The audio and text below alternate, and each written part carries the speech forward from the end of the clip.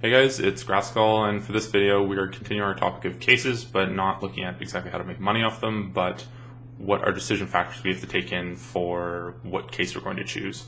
So when there's two central decision factors that you have to take in, one being what guns are in the case, and I'm not talking skins, I'm talking ops, Glocks, AKs, USPs, the guns people really use in CSGO. Those are the ones that you really need to watch out for, because they're going to be the really valuable ones. But on top of that, you need to look for the cosmetics. So, for example, the reasons why like Op Asimov and a Hyper Beast are worth far more than, let's say, a Corsair or a Graphite, for example.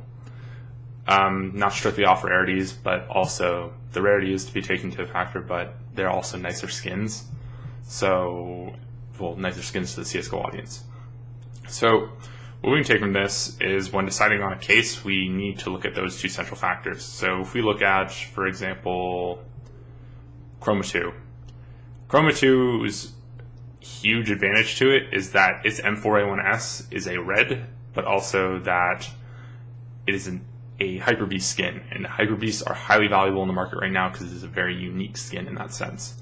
And the same thing goes for Phoenix cases where Op Asimovs are highly valued just because of the way they look, and they're a very, very nice skin. So people value that case more because that skin is in it. And that skin alone almost carries that case in some sense, but that case also gets carried by having an AK-47 redline, but is highly undervalued because that Asimov is so impressive. So how do we determine if there's this impressive skin in a case? Well, when its case is released, you can generally get a good idea of when it's during its drop-off point. So from, like, let's say its start to its retirement point, you can get a general idea of how well that case is going to do in the long run for when it's a dropping quantity.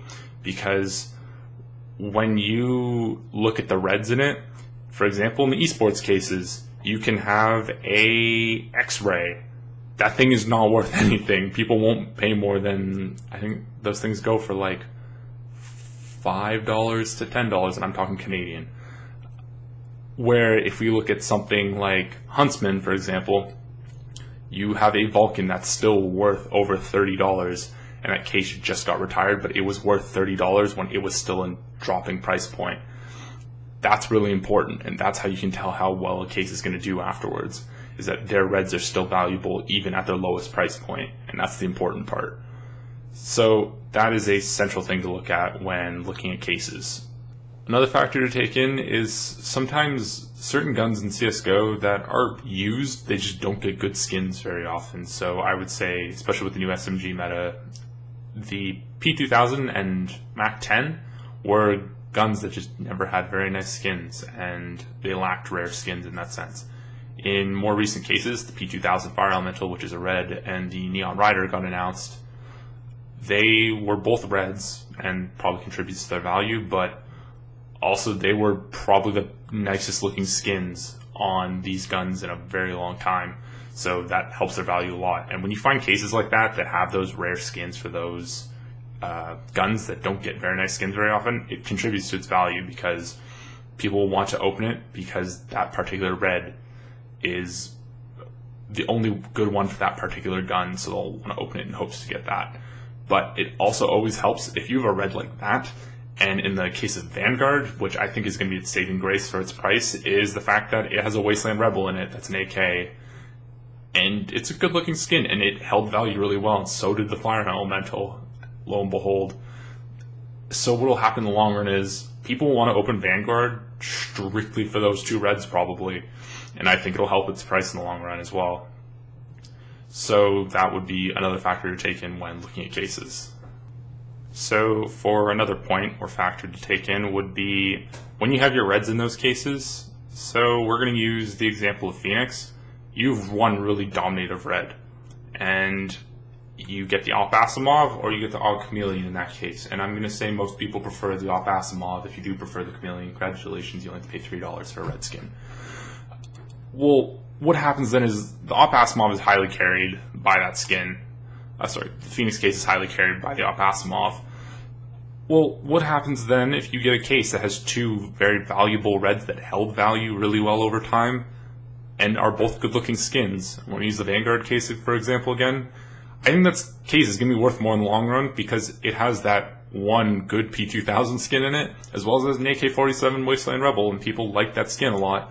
So what comes from that then is that the case should be worth more then, because people, when they open that case in the future, if they get a red, they'll be happy because it's either one, they have two chances at being one that they like, not just one out of two. So that's a factor you have to take in when opening cases and choosing which one you in particular are going to hold over time and what will determine its value.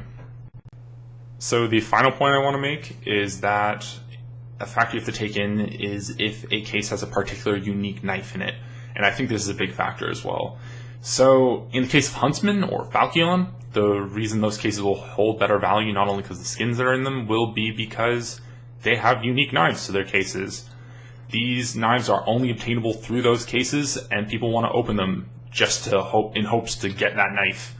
So what comes from that is that its value will go up over time because people will want to purchase that case if the knife is nice and people really want that knife.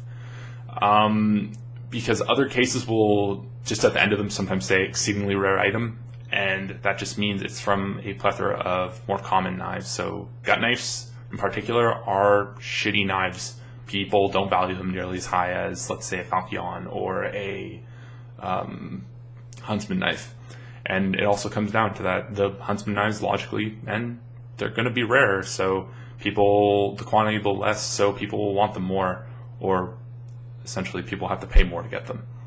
And with that, that'll be my final point to make, and that will be the conclusion of today's topic. So if you guys have any comments, suggestions, requests, or anything you want to just ask me, I'll happily answer or make a video about it. I hope you all have a wonderful day, and I will talk to you later. Peace.